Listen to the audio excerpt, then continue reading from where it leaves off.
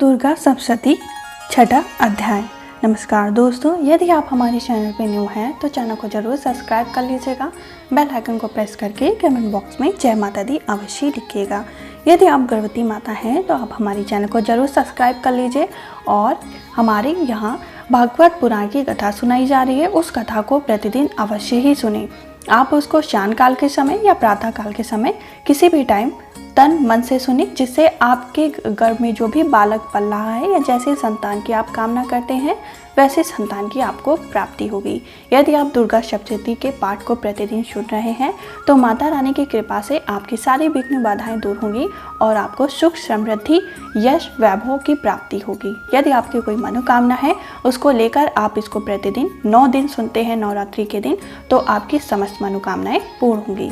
हमारा छठा अध्याय जो यहाँ से प्रारंभ होता है। जय माता दी। धूमलोचन का वध। महर्षि मेधा ने कहा, देवी की बात सुनकर दूत क्रोध में भरा हुआ वहां से असुरेन के पास पहुंचा और सारा वृतांत उनसे कह सुनाया।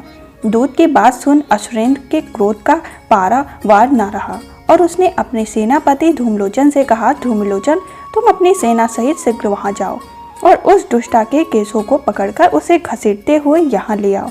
यदि उसकी रक्षा के लिए कोई दूसरा खड़ा हो, चाहे वह देवता हो, यक्ष अथवा गंधर्व ही क्यों न हो, उसको भी तुम अवश्य मार डालना। महर्षि मेधा ने कहा। शुंभ के इस प्रकार आज्ञा देने पर धूमलोचन 60,000 राक्षसों की सेना को साथ लेकर वहां पहुंचा और देवी को देखकर ललकार कर कहने लगा, अरे तू अभी भी शुंभ और निशुंभ के पास चल। यदि तू प्रसन्नता पूर्वक मेरे पास न चली तो मैं तेरे केसों को पकड़कर घसीटता हुआ तुझे ले चलूंगा। देवी बोली, असुरेन का भेजा हुआ तेरे जैसा बलवान यदि बलपूर्वक मुझे ले जावेगा तो ऐसी दशा में मैं तुम्हारा कर ही क्या सकती हूँ। महर्षि मेधा ने कहा। ऐसा कहने पर धूमलोचन उसकी ओर लपका, किंतु देवी ने उसे अपनी हुंकार से ही भस्म कर डाला। यह देखकर असुर सेना क्रुद्ध होकर देवी की ओर बढ़ी, परंतु अंबिका ने उन पर तीखे बाणों और शक्तियों तथा फर्शों की वर्षा आरंभ कर दी।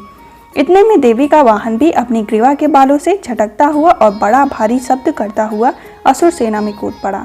उसने कई असुर अपने पंजों से, कई अपने जबड़ों से और कई को धरती पर पटक पटक कर अपनी दाढ़ों से घायल करके मार डाला।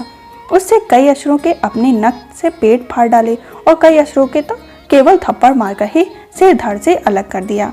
कई असुरों की भुजाएं और सिर तोड़ डाले और गर्दन के बालों को हिलाते हुए उसने कई असुरों को पकड़कर उनके पेट फाड़कर उनका रक्त पी डाला।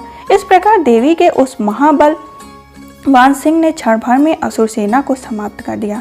शुंभ ने जब यह सुना कि देवी ने धूमलोचन असुर को मार डाला और उसके सिंह ने सारी सेना का संहार कर डाला, तब उसको क्रोध आ गया। उसके मारे क्रोध के ओठ फड़फड़ाने लगे और उसने चंड तथा मुंड नामक महाअसुर को आज्ञा दी कि हे चंड, हे मुंड, तुम अपने साथ एक बड़ी सेना लेकर वहां जाओ और उस देवी के बाल पकड़कर उसे बांधकर तुरंत यहाँ ले आओ।